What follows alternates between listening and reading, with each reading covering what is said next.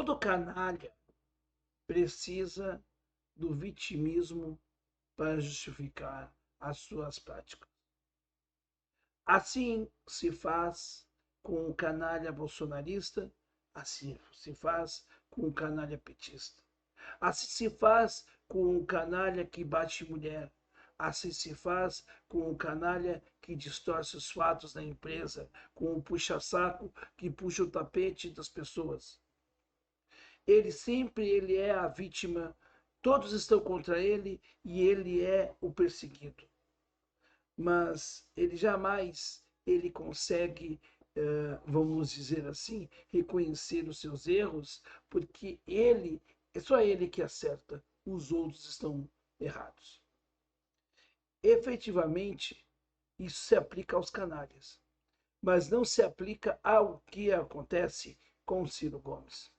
Ciro Gomes teve a coragem de denunciar um fato. E ele denunciou, se ele denunciou, quem tem que apurar isto não é necessariamente o Ciro.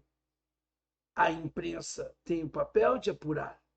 E quem tem que protocolar, quem tem que fazer isso se tornar de fato um processo é a promotoria, é o Ministério Público. Quando Ciro Gomes disse que cada coisa tinha que estar na sua caixinha, o próprio Ciro não estava errado, porque efetivamente no Brasil, hoje, se você for fazer uma denúncia ao Ministério Público, você já tem que estar com as provas todas prontas e entregar mastigadinho para o promotor ou para a promotora. Eu sei que o Ministério Público tem muito trabalho, mas a função do Ministério Público é investigar.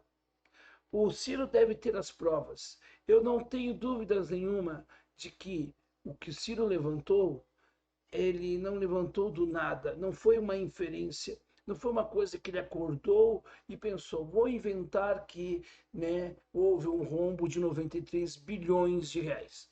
Eu tenho certeza que ele tem, né, os indícios disto.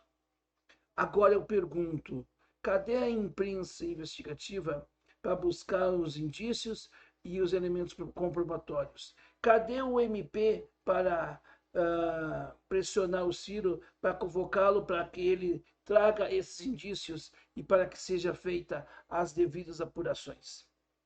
Pois é, esta é a situação que acontece com relação às denúncias feitas por Ciro Gomes e a narrativa que a imprensa tenta impor.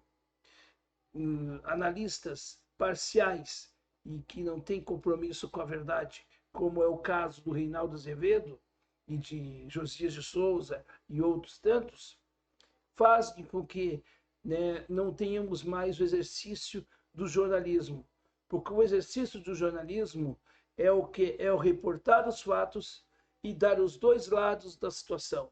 Hoje o que nós temos é opinadores, palpiteiros que dizem que as suas falas são, né, aquilo que representam a realidade. E não está errado em você dar um comentário e ter uma opinião sobre as coisas. Acho que podemos ter o jornalista que apure os fatos e o comentário, uma opinião sobre os mesmos. Mas é preciso, para que se tenha uma opinião sobre os fatos, o fato apresentado em si. Senão, fica um jogo daquilo que os bolsonaristas chamam de narrativas, ou, na verdade, de factoides, porque, na verdade, o que nós temos na imprensa brasileira hoje é factoides tidos como notícias, o que é muito ruim. Ruim não somente para a própria imprensa, mas também para a democracia. O que Ciro denunciou é algo grave que deve ser apurado. Ciro deve ser inquirido, deve ser questionado pelo MP e depois, posteriormente, pela Justiça.